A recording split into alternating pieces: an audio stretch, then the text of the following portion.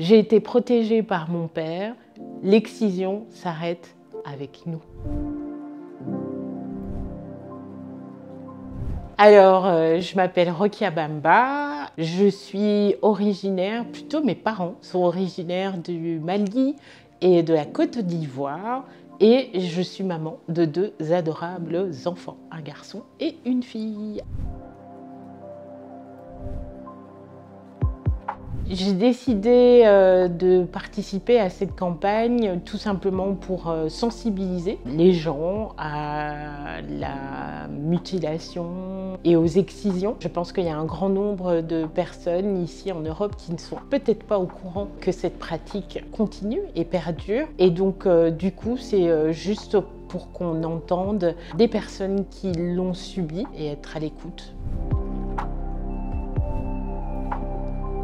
Je les ai vécus, tout simplement, au travers de ma maman qui a vécu l'excision. Le fait justement qu'elle m'en ait parlé assez tôt, à partir du moment où j'ai eu ma puberté, je pense qu'elle a essayé tout simplement de me dire que ça ne risque pas de m'arriver. Ce qu'elle a subi, elle ne voudrait pas que je le subisse. Et donc du coup, ça s'est arrêté à travers elle.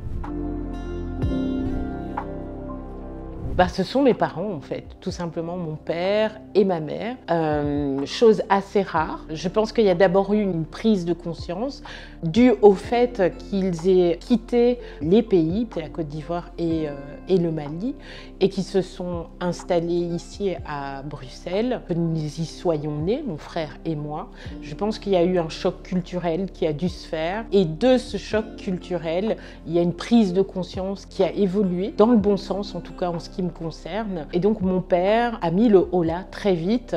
Il avait cette prise de conscience que ses sœurs allaient me prendre des bras de ma mère pour tenter de me faire exciser. Et pour me protéger, il me prenait systématiquement en déplacement avec lui pendant les vacances, parce qu'on y allait chaque année. Enfin, les résistants se sont vraiment situés du côté des sœurs, des grandes sœurs de mon père, puisque lui était le dernier de la fratrie, une fratrie de 9, et toutes les filles ont été excisées, et le sont encore. Ça s'est arrêté avec mon père ici, mais le clan du pays, ça ne s'est absolument pas arrêté.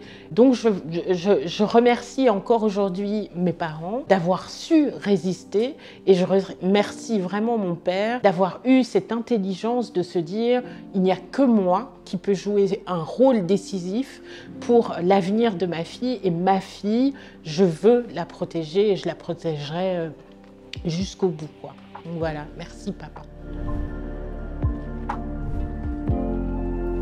Je dirais aux parents de résister, justement, d'entendre que c'est une pratique qui n'est absolument pas religieuse, de séparer ce qui est de l'ordre de la tradition, d'une tradition qui peut se perpétuer et d'une tradition qui n'a de sens que pour contrôler le corps d'un être humain et le corps de la femme. Et je pense que les parents doivent avoir cette prise de conscience que ce n'est absolument pas un rituel qui doit rester, c'est un rituel qui doit absolument disparaître.